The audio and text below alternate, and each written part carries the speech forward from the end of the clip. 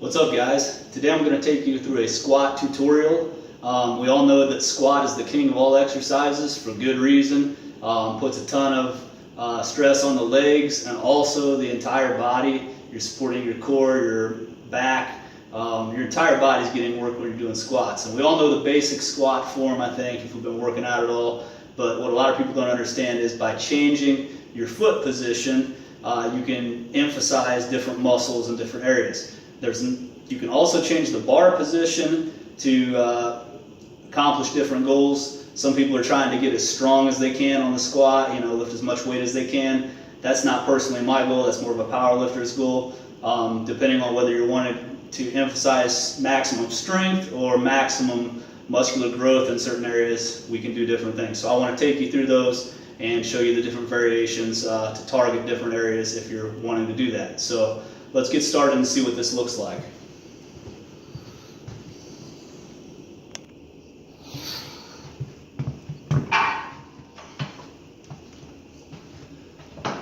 So since this video is for demonstration purposes only, I'm not going to try to squat a lot of weight here. I'm just trying to show you guys the form and so on and so forth.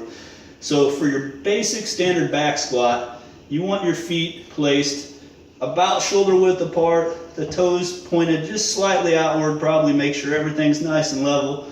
The bar is resting on your traps. Your traps, shoulder blades are down and back to give the bar a nice pad to rest on. And as you drop into the squat, you're going to sit down into it and almost pretend as if there's something behind you that you're sitting into, like a chair, so that your knees don't jut forward on you. So you go down, come back up. The breathing in on the way down, hold it, big breath out on the way back up. So drop down to parallel or slightly below parallel and back up out.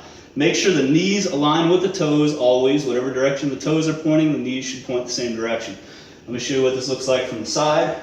Okay.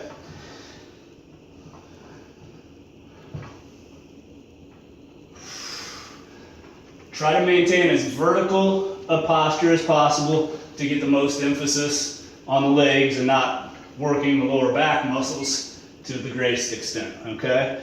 So that's your basic run-of-the-mill squat. Now, if we want to emphasize different areas, let's say we want to target the hips and glutes a little more, we'd go with a much wider stance squat. A lot of power type lifters will probably go with this wider stance because your hips are going to be your more powerful muscles generally. So they'll go with a wider stance with probably a lower bar placement. I place the bar kind of high up on my traps because I'm trying to emphasize my quads. I'm not a power squatter. I'm doing this for physique building purposes. So a wider stance, toes pointed just slightly out generally or straight ahead, but usually slightly out is more comfortable for people. Drop down into it. Okay, a lot more hip emphasis here. I feel a lot less in my quads. I feel a lot more stretch in the hips, all right? And that bar could be lower down on my back if I was really trying to maximize the amount of weight I was lifting, okay? So that's a little bit more of a power lifted style squat. So what if I want to target my inner thighs? I have a lot of female clients come to me, want to target the inner thighs. That seems to be a trouble spot for a lot of ladies. If you point your toes outward in what's called a plie squat, toes going outward, knees have to match, so the knees are going to go outward with the toes. And I generally have people do this with a plate, holding it to the front instead of the bar on the back, but it could be done with the bar on the back too. Plie is a ballet move, so toes out, knees out, we drop down into it. You're going to really feel that targeting the inner thigh muscles, okay? The entire leg muscles are working, but by switching the foot position, you can hone in on different parts of the leg that you want to target, okay? And you can probably go even more extreme than that, but whatever you do, make sure your knees are doing what your toes are doing. Now, I'm not used to doing this because my inner thighs are plenty big already and it's muscular, so I don't need anything there. If you bring into a narrower stance, a much narrower stance, slightly narrower than shoulder width or even below that, and a higher bar placement on the back, you're really going to feel it in your quads a lot, okay, the fronts of your legs. This is what I primarily do. I call it a bodybuilder squat, all right? So, same thing, bar's sitting a little bit higher on the traps. You drop into it, Okay, it's a little bit more difficult to go down because you're not standing as wide, so you gotta get your mobility up.